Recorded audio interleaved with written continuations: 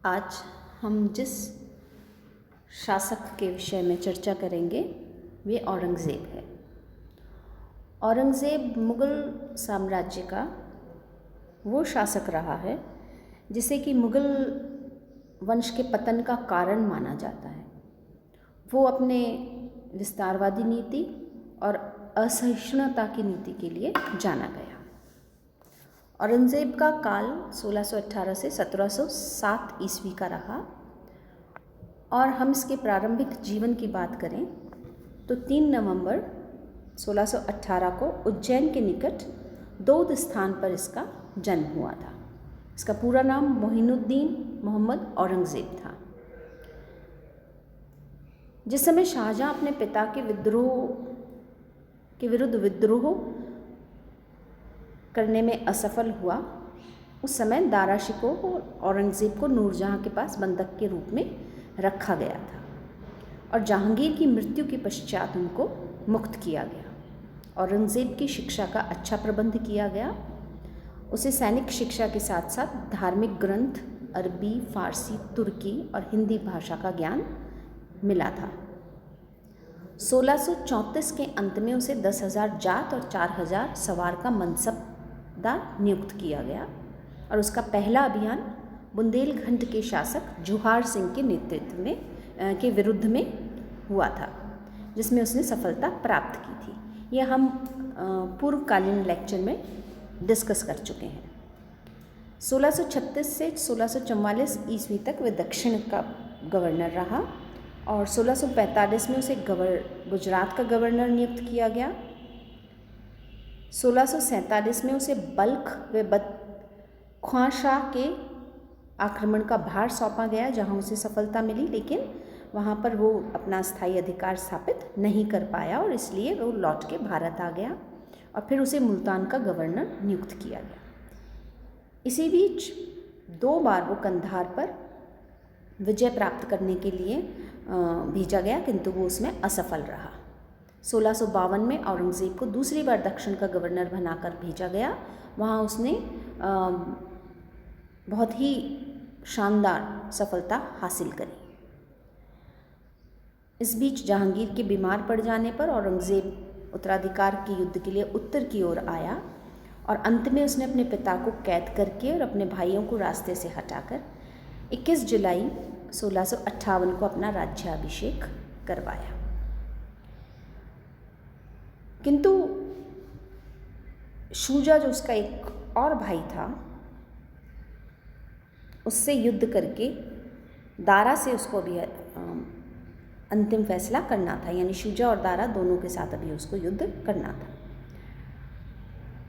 अतः उसका दूसरा राज्याभिषेक दिल्ली में 5 जून 1658 को हुआ तथा अब्दुल मुज़फ़्फ़र मोइनुद्दीन मोहम्मद औरंगज़ेब बहादुर आलमगीर पादशाह गाजी की उपाधि धारण करके मुग़ल बादशाह के सिंहासन पर आसीन हुआ।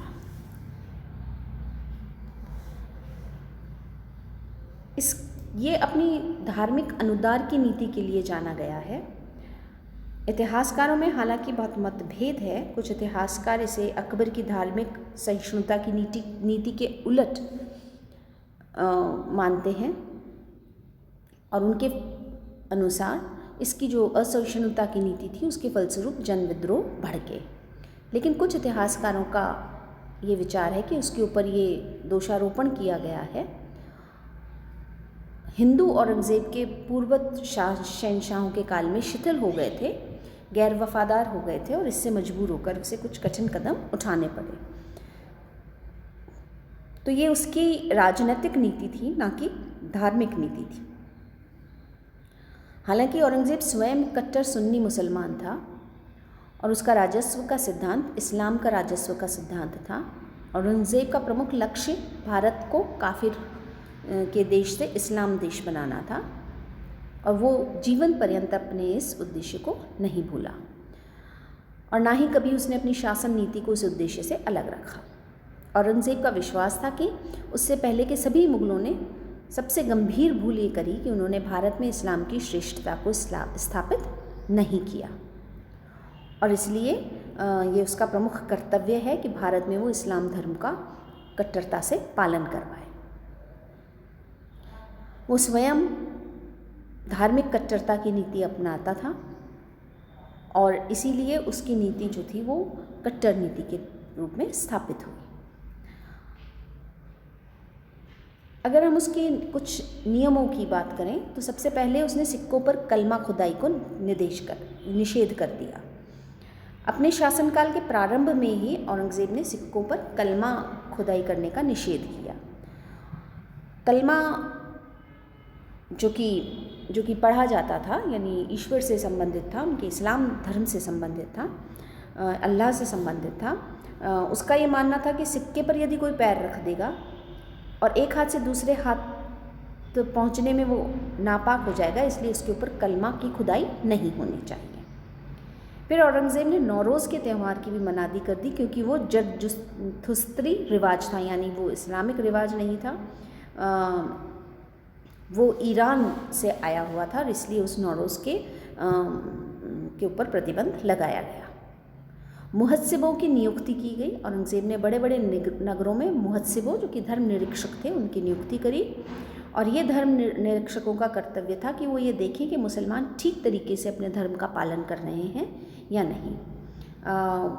वो राज्य के जो नागरिक थे उनके नैतिक कल्याण के लिए उसका ऐसा मानना था कि इसके द्वारा वो उनका नैतिक कल्याण कर रहा है।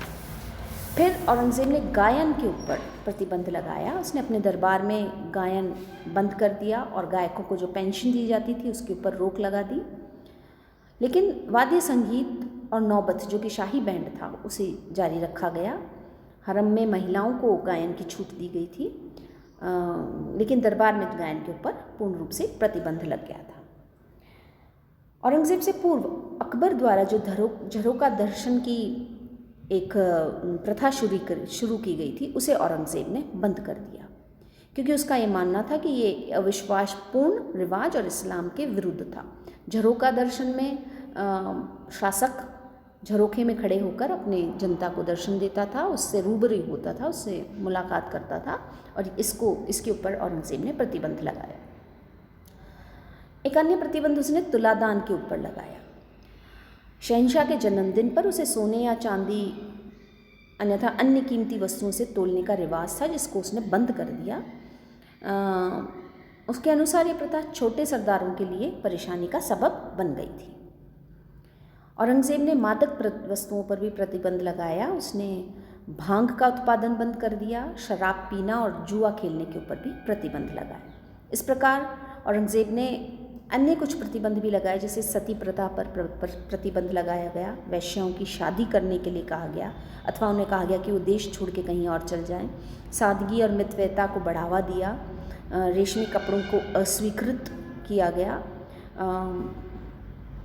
तो हम देखते हैं कि ये जो उसने प्रतिबंध लगाए थे वो उसकी राजनीतिक नीति का भी एक भाग माने जा सकते हैं।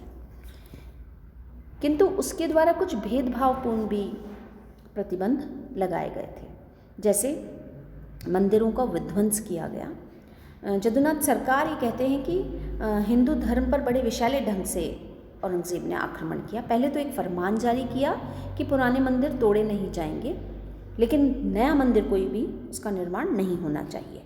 लेकिन बाद में औरंगज़ेब का अंतिम आदेश ये हुआ कि जितने भी मंदिर और शिवालय हैं वो गिरा दिए जाएं और इनकी धार्मिक प्रथाओं को दबाया जाए। तो इस तरह की कट्टरता से के काफ़ी दूरगामी परिणाम निकले। फिर जजिया कर को पुनः प्रचलन में लाया गया। औरंगज़ेब ने 2 अप्रैल 1679 को आदेश जारी किया कि कुरान के नियम अनुसार जिम्मी यानी गैर मुसलमान लोग जो हैं उन पर जजिया लगाया जाना चाहिए। ये पूर्ववत शासकों ने अकबर के काल से ही बंद कर दिया था। तो हिंदुओं ने दिल्ली में इस कर का विरोध भी किया, परंतु सुल्तान ने उस पर कोई ध्यान नहीं दिया और वापस से गैर मुसलमानों के ऊपर धार्मिक कर लगाया गया। चूँकि कर जो था उससे संबंधित भी कुछ भेदभावपूर्ण नीतियाँ अपनाई गई।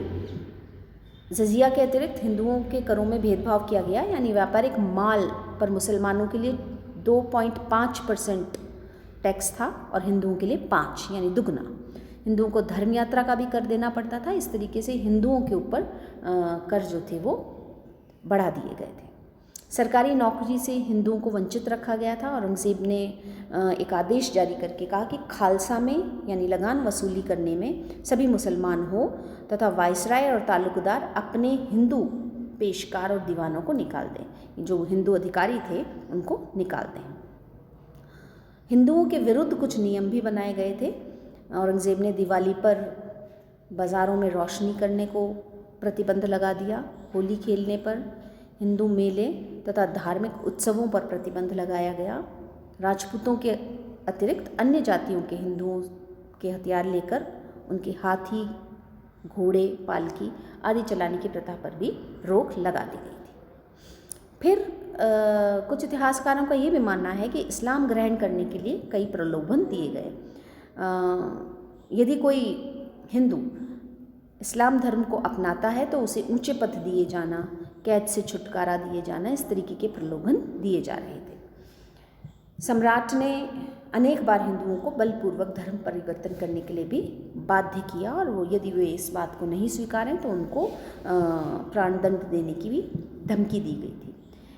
इसका एग्जाम्पल हम देखते हैं कि जाट नेता गोकुल के परिवार को बलपूर्वक मुसलमान बनाया गया। सिख गुरु तेग बहादुर सिंह को इस्लाम स्वीकार करने के लिए अनेक यातनाएं दी गई और अंत में बादशाह के आदेश पर उनका सर कलम कर दिया गया। तो इसकी जो ये धार्मिक नीति थी, इस धार्मिक नीति के विरोध में हम देखते हैं कि कई सारे विद्रोह हुए। जाटों ने विद्रोह किया, सतनामियों ने किया, सिखों ने किया। जाटों के विद्रोह को हम डिस्कस करें तो औरंगज़ेब का पहला के विरुद्ध जो पहला संगठित विद्रोह था वो जाटों द्वारा किया गया था। मथुरा के स्थानीय अधिकारी अब्दुल नबी हिंदू मंदिरों को तोड़ रहा था और हिंदू स्त्रियों का अपमान कर रहा था। उनके अत्याचारों से दुखी होकर स्थानीय जाटों ने गोकुल के नेतृत्व में विद्रोह कर दिया। अब्दुल नबी को मार दिया गया और विद्रोह का दमन करने के लिए एक मुगल सेना को फिर भेजा गया था। इस सेना ने गांव-गांव जाकर उन्हें लूटा, उजाड़ दिया गाँव को और हज़ारों की संख्या में जाटों को मारा, उन्हें बंदी बना लिया गया। गोकुल को बंदी बनाकर मार डाला गया और कई जाटों को ज़बरदस्ती मुसलमान बनाया गया। गोकुल के परिवार को भी ज़बरदस्ती मुसलमान बना दिया गया। ऐसा कहा जाता है कि जाटों के विद्रोह में राजा राम के नेतृत्व में जाटों ने फिर विद्रोह किया और ये कई मुगल अधिकारियों को परास्त करने में सफल हुए। आक्रमण करते हुए ये आगरा तक पहुंच गए और अकबर की कब्र को उन्होंने हानि पहुंचाई थी। परंतु फिर राजा राम 1688 में एक युद्ध में परास्त हुआ, मारा गया और उसकी मृत्यु के पश्चात कुछ समय तक ये विद्रोह जारी रहा जो कि औरंगज़ेब की मृत्यु तक चलता रहा। इसका अंत मथुरा के निकट भरतपुर राज्य की स्थापना के साथ हुआ। एक अन्य विद्रोह सतनामियों द्वारा किया गया था। नारनौल और मेवात के जिलों में सतनामियों का धार्मिक संप्रदाय था। सत्य एवं ईश्वर में विश्वास करने के कारण ये अपने आप को सतनामी पुकारते थे। ये संपूर्ण शरीर के बालों को मूंद के रखने के कारण इन्हें मुंडिया भी कहा जाता था। मुगल सैनिकों और इनके बीच में झगड़ा हुआ और यहाँ से विद्रोह शुरू हुआ। स्थानीय फौजदार ने इनके विद्रोह को जब नहीं दबा पाया तो मुगल सेना में भ्रांति फैल गई कि सतनामी जादू टोना करते हैं और उनके ऊपर बंदूक की गोलियों का असर नहीं होता। अंत में औरंगज़ेब ने अपने सैनिकों में आत्मविश्वास उत्पन्न करने के लिए सेना के झंडों पर कुछ लिखकर बंधवा दिया और तोपों के साथ उस सेना को भेजा। सतनामी अंत तक लड़ते रहे, परास्त हुए। इसमें 2000 सतनामी मारे गए। एक अन्य विद्रोह सिखों द्वारा किया गया था। सिख गुरु सल्तनत से जहांगीर यानी मुगल सल्तनत में जहांगीर के समय से ही असंतुष्ट हो गए थे। जहांगीर ने 5वें गुरु अर्जुन देव का वध करवा दिया था। तेग बहादुर सिखों के 9वें गुरु थे। उन्होंने औरंगज़ेब की धार्मिक नीति का खुल्लम खुल्ला विरोध किया। स्थान स्थान पर जाकर उन्होंने प्रचार किया और फिर उन्हें दिल्ली बुलवाया गया। गुरु को इस्लाम धर्म स्वीकार करने को कहा गया, उन्होंने इनकार कर दिया। इनकार करने पर उन्हें 5 दिन तक तो यातनाएं दी गई और फिर अंत में विद्रोही घोषित करके उनकी हत्या कर दी गई। दिल्ली जाने से पूर्व तेग बहादुर ने अपना एकमात्र 15 वर्षीय पुत्र गोविंद सिंह को अपनी गद्दी सौंप दी थी। गुरु गोविंद सिंह सिख संप्रदाय के 10वें एवं अंतिम गुरु हुए। उनके बारे में कहा जाता है कि वे गीदड़ों को शेर और चिड़िया को बाज बना सकते थे। उन्होंने सिखों को कट्टर सैनिक संप्रदाय बनाने में सफलता प्राप्त करी। जीवन भर उन्होंने औरंगजेब की धर्मांधता का कड़ा विरोध किया और उन्होंने सिख संप्रदाय को खालसा पुकारा। सिखों को अपने नाम के आगे सिंह लगाने का आदेश दिया। प्रत्येक सिख को केश, कंघा, कृपाण, कच्छा और कड़ा रखने के आदेश दिए। उन्होंने औरंगजेब की धर्मांधता का जवाब धर्मांधता से दिया। उनके विरुद्ध अनेक सेनाएं भेजी गई। स्थानीय मुगल अधिकारी निरंतर युद्ध करते रहे। 5 बार आनंदपुर स्थित उनके निवास को घेरा, परंतु गुरु एक स्थान से दूसरे स्थान जाकर लड़ते रहे। इस संघर्ष में उनके 2 पुत्र युद्ध में मारे गए। अन्य 2 पुत्रों को जीवित ही दीवार में चुनवा दिया गया था औरंगजेब के द्वारा। फिर भी वो अंत तक लड़ते रहे। फिर वो दक्षिण भारत की ओर चले गए और औरंगजेब की मृत्यु के पश्चात ही उत्तर भारत आए। औरंगजेब की मृत्यु के पश्चात उनके पुत्र बहादुर शाह ने अपने भाइयों के विरुद्ध उनसे सहायता मांगी और वह उनकी तरफ से युद्ध में दक्षिण भी गए थे। गोदावरी नदी के तट पर 1708 में एक पठान ने छुरा मारकर उनकी हत्या कर दी। एक अन्य विद्रोह जो था औरंगजेब के काल में, वो बुंदेलों का हुआ था। आधुनिक मध्य प्रदेश में स्थित बुंदेलखंड में ऊंची पहाड़ियों में घने जंगलों और तीव्र गति से बहने वाली नदियों के मध्य सुरक्षित भूभाग बुंदेल का था। चंपतराय बुंदेला उस समय वहाँ का शासक था और इसने मुगल सत्ता के विरुद्ध विरोध करके औरंगजेब के क्रोध को भड़काया। युद्ध में सफलता मिलने पर असफल होने पर चंपतराय ने आत्महत्या करी और फिर उसके उत्तराधिकारी पुत्र छत्रसाल मुगलों से संघर्ष करते रहे। 1721 में बुंदेलखंड मुगल सत्ता से सदैव के लिए निकल गया, यानी मुक्त हो गया। अब हम औरंगजेब की दक्षिण नीति की बात करें तो ये उसकी एक बहुत ही महत्वपूर्ण नीति रही जो उसने अपने काल में दक्षिण भारत के प्रति अपनाई थी। चूँकि दक्षिण में मुगलों का बहुत ज़्यादा वर्चस्व नहीं बना रहा, तो औरंगजेब का ये सपना बन गया था कि वो दक्षिण को अपने राज्य का अंग बनाए। अपने शासन के उत्तरार्ध में दक्षिण की शक्तियों से युद्ध करने में उसने अपना सारा समय व्यतीत किया और उत्तर भारत की तरफ ज़्यादा ध्यान देने का उसको हम कह सकते हैं अवसर प्राप्त नहीं हुआ। और ये इसकी दक्षिण की जो नीति थी वही कई इतिहासकारों के कारण मुगल पतन का कारण भी बनी है।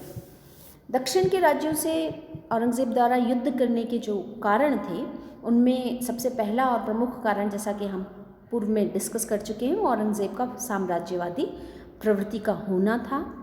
फिर दक्षिण की 3 प्रमुख शक्तियाँ बीजापुर, गोलकुंडा के शिया राज्य तथा मराठों को वह मुगल सत्ता के लिए बहुत ही गंभीर चुनौती मान रहा था और इसलिए वो इनकी शक्ति को कमज़ोर बनाना चाहता था। कट्टर सुन्नी मुसलमान होने के कारण वे दक्षिण के शिया राज्यों को उन्मूलित कर अपना कर्तव्य निभाना चाहता था।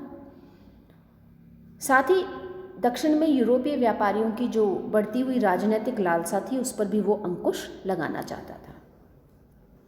इस समय तक औरंगजेब की आर्थिक स्थिति भी काफ़ी दुर्बल हो चुकी थी क्योंकि वो लगातार युद्ध कर रहा था और दक्षिण के राज्यों के पास बहुत सा धन था और उन्होंने मुगलों को कर देना बंद कर दिया था। इसलिए वो दक्षिण के राज्यों को विजित करके वहाँ से धन एकत्रित करना चाहता था। सबसे पहले उसने बीजापुर के ऊपर ध्यान दिया। शाहजहाँ के यानी जब वो उत्तराधिकार का युद्ध हुआ था औरंगजेब का, उससे पूर्व शाहजहाँ के आदेश से बीजापुर से उसने संधि की थी, जिसके अनुसार अली आदिल शाह द्वितीय ने मुगलों को 1.5 करोड़ रुपया और बिदर, कल्याणी तथा पुरंदर के किले देने का वादा किया था। बीजापुर ने इस संधि का पालन नहीं किया। 1665 ईस्वी में राजा जयसिंह को शिवाजी और बीजापुर राज्य का दमन करने के लिए नियुक्त किया गया और उसी वर्ष जयसिंह ने शिवाजी को पुरंदर की संधि करने के लिए बाध्य किया। इसके पश्चात बीजापुर पर आक्रमण किया गया किंतु वो असफल रहा। जुलाई 1667 में वापस आते हुए राजा जयसिंह की बुरहानपुर में मृत्यु हो गई। दिसंबर 1672 में बीजापुर के शासक आदिल शाह द्वितीय की मृत्यु हो गई और उसका अल्पवयस्क पुत्र सिकंदर गद्दी पर बैठा। बीजापुर के सरदारों में राज्य के प्रभुत्व के लिए झगड़े हो रहे थे और हम देखते हैं कि औरंगजेब ने दिलेर खां को दक्षिण का सूबेदार नियुक्त किया। लेकिन वो भी बीजापुर पर आक्रमण करने में सफल नहीं हो पाया, वो भी विफल हो गया। और इस तरीके से कई बार बीजापुर को अपने अधिकार में लाने की कोशिश की गई। 1685 में बीजापुर के किले पर 13 महीने तक घेरा डाला गया, लेकिन किले को जीत नहीं पाए। फिर औरंगज़ेब स्वयं दक्षिण पहुंचा और उसने बीजापुर पर आक्रमण किया, बीजापुर को आत्मसमर्पण करने के लिए मजबूर कर दिया। सिकंदर शाह ने स्वयं औरंगज़ेब का स्वागत किया, उसे खान का पद दिया गया और 1 लाख रुपया प्रति वर्ष की पेंशन दी गई और बीजापुर राज्य को मुगल साम्राज्य में सम्मिलित कर दिया। इसके बाद उसने अपना ध्यान गोलकुंडा के ऊपर केंद्रित किया। गोलकुंडा का शासक अब्दुल हसन कुतुब शाह था और उसने राज्य का शासन प्रबंध मदन्ना और अकन्ना नामक 2 ब्राह्मण मंत्रियों को हाथों में सौंपा हुआ था और वो स्वयं अपना अधिकांश समय ऐशो आराम करने में बिताता था। गोलकुंडा का राज्य समय समय पर मराठों को सहायता प्रदान कर रहा था और गोलकुंडा में हिंदुओं का बाहुल्य था। मराठा शासक शांभाजी के साथ मैत्री संबंध होने के कारण औरंगज़ेब की नाराज़गी का कारण बना। औरंगज़ेब ने शहजादा शाह आलम को गोलकुंडा पर आक्रमण करने के लिए 1685 में भेजा और हैदराबाद के मार्ग में मलखेद नामक स्थान पर गोलकुंडा की सेना ने मुगलों की सेना का मार्ग रोका, परंतु सेनापति मोहम्मद इब्राहिम ने मुगलों के साथ मिल जाने के कारण गोलकुंडा की सेना को मुगलों के सामने से हटना पड़ा। उसके बाद सुल्तान अब्दुल हसन हैदराबाद को छोड़कर गोलकुंडा के किले में भाग गया और मुसलमानों ने हैदराबाद पर अपना अधिकार कर लिया। मदन्ना और अकन्ना का भी वध करवा दिया गया। औरंगज़ेब ने गोलकुंडा पर पुनः आक्रमण किया, उसे सफलता प्राप्त नहीं हुई। अंत में अब्दुल्ला पानी नामक एक अफ़गान सरदार ने औरंगज़ेब को से धन प्राप्त करके 2 अक्टूबर को प्रातःकाल किले के दरवाजे खोल दिए और मुगल सेना ने प्रवेश किया। उसके बाद ये क्षेत्र जो था वो मुगलों के अधिकार में आ गया। बाद में गोलकुंडा एक स्वतंत्र राज्य के रूप में इसका अंत हो गया और अबुल हसन को बंदी बनाकर दौलताबाद के किले में भेज दिया गया। एक अन्य महत्वपूर्ण संघर्ष औरंगज़ेब का मराठों के साथ रहा।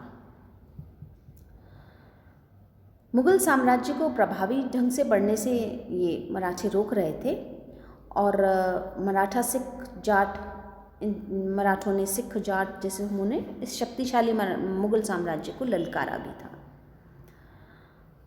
दक्षिण के अंदर अपनी शक्ति का पूर्ण रूप से मराठों ने विस्तार कर लिया था और वे इतने शक्तिशाली हो गए थे कि उन्होंने स्वयं मुगल बादशाह को दक्षिण में पराजित कर दिया। मराठों के बढ़ते हुए प्रभाव ने औरंगज़ेब को परेशान किया और उसने दक्षिण के मुगल सूबेदार शाइस्ता खां को शिवाजी के राज्य क्षेत्र पर आक्रमण करने के निर्देश दिए। 1660 ईस्वी में शाइस्ता खां ने पूना पर कब्जा किया और 4 महीने के बाद मराठों के बहादुरी से मुकाबला करने के बावजूद चाकन पर कब्जा कर लिया। तब भी शिवाजी साहसपूर्ण तरीके से युद्ध लड़ते रहे। शिवाजी ने पूना में घुस के चुपके से शाइस्ता खां के महल पर आक्रमण करा और उसमें वो सफलता प्राप्त कर पाए। शाइस्ता खान अपनी जान बचा के वहाँ से भागा। फिर जयसिंह को दक्षिण भेजा गया और शिवाजी ने इसी बीच सूरत के शहर को लूटने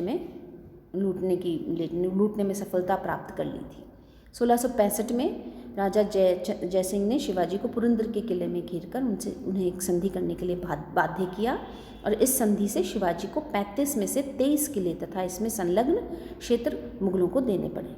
राजा जयसिंह के समझाने से 1667 में शिवाजी औरंगज़ेब से मिलने आगरा आए और औरंगज़ेब ने उन्हें नज़रबंद कर दिया, परंतु अपनी चतुराई से शिवाजी वहाँ से भाग निकले। हम सब जानते हैं, बचपन से हम ये कहानी सुनते आए हैं कि किस प्रकार शिवाजी फलों के टोकरों में बैठ के औरंगज़ेब की कैद से बाहर निकल आए थे।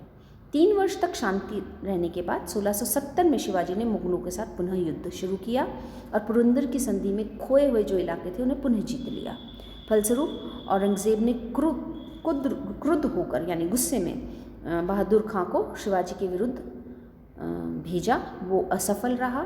शिवाजी ने अनेक मुगल प्रदेशों पर आक्रमण किए विभिन्न स्थानों से चौथ वसूल करी, जो कि किसी भी क्षेत्र को यदि बर्बाद ना किया जाए, मराठे किसी भी राज्य में जब प्रवेश करते थे तो उस राज्य को लूट लेते थे। यदि वहाँ का शासक ये चाहता कि उसके राज्य को ना लूटा जाए तो वो कुछ कर देता था जो चौथ के नाम से जाना जाता था। तो विभिन्न राज्यों से उन्होंने कर के रूप में चौथ वसूली करी और 16 जून 1674 को रायगढ़ में शिवाजी का राज्याभिषेक हुआ और वे छत्रपति शिवाजी की उपाधि धारण करके एक स्वतंत्र हिंदू राज्य की उन्होंने स्थापना करी। 14 अप्रैल 1680 को शिवाजी की मृत्यु हुई और औरंगजेब अपने पूरे जीवन काल में शिवाजी के विरुद्ध सफलता प्राप्त नहीं कर पाया। हम देखते हैं मराठों ने फिर धीरे धीरे अपनी शक्ति का विस्तार किया। शिवाजी के पुत्र शांभाजी गद्दी पर बैठे। वे शिवाजी जितने शक्तिशाली नहीं थे और औरंगजेब ने फिर उनके साथ युद्ध किया और उन्हें और उनके परिवार को नज़रबंद कर लिया, गिरफ्तार कर लिया। राजा राम ने शांभाजी की बाद इस संग्राम में को आगे बढ़ाया, इस युद्ध को आगे बढ़ाया और मुग़ल जो राज्य था उसकी मराठा राज्य जो था उसकी शक्ति को बनाए रखा। ये हम अगले जब हम मराठों को डिटेल में पढ़ेंगे तब हम इसको डिस्कस करेंगे। अभी हमारे लिए ये जानना महत्वपूर्ण है कि शिवाजी की मृत्यु के बाद शांभाजी गद्दी पर बैठे और शांभाजी उतने शक्तिशाली नहीं थे जितने कि शिवाजी थे। तो शांभाजी की मृत्यु हो गई। अंग्रेज़ों का मुग़लों का वो बहुत ज़्यादा कठोरता से सामना नहीं कर पाए। उनकी मृत्यु के बाद उनके परिवार को औरंगज़ेब द्वारा नज़रबंद कर लिया गया था। तो उनके चाचा राजा राम ने फिर मराठा संघ जो था, मराठा राज्य जो था, उसका नेतृत्व अपने हाथों में ले लिया। हम औरंगज़ेब की दक्षिण नीति की परिणामों की बात करें तो हम देखते हैं कि औरंगज़ेब की दक्षिण नीति जो थी वो मुग़ल साम्राज्य के पतन का कारण बनी, क्योंकि औरंगज़ेब ने अपने जीवन का एक बहुत बड़ा काल दक्षिण पर विजय प्राप्त करने में बिताया, जिससे काफ़ी तो धन का नुकसान हुआ और धीरे धीरे राज्य कमज़ोर होता चला गया।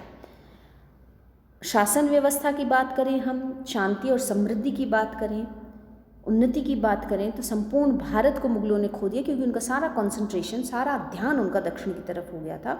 ऐसे में उत्तर भारत की तरफ वो बहुत ज़्यादा ध्यान नहीं दे पाए और उत्तर भारत धीरे धीरे अपने शासक से दूर होता चला गया, शासक की पकड़ से दूर होता चला गया और औरंगज़ेब के बाद उसके उत्तराधिकारी उतने समृद्ध नहीं रहे, उतने शक्तिशाली नहीं रहे कि वो वापस से शक्ति का पुनर्संचार कर पाते। और अकबर द्वारा जो एक राष्ट्रीय एकता की स्थापना की गई थी वो भी इस दक्षिण नीति के कारण उसे गहरा आघात पहुंचा।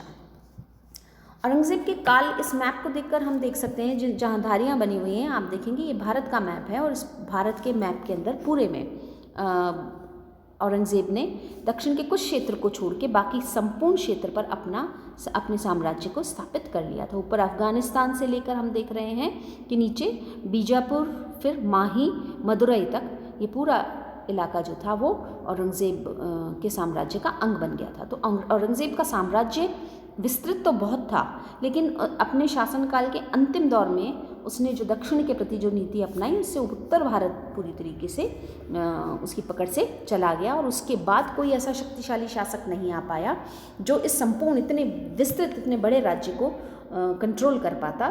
धीरे धीरे हम देखते हैं कि इस राज्य के टुकड़े हो गए, ये बिखरने लगा और फिर अंग्रेज़ों ने इतने बड़े मुग़ल साम्राज्य के ऊपर धीरे धीरे अपना वर्चस्व स्थापित किया।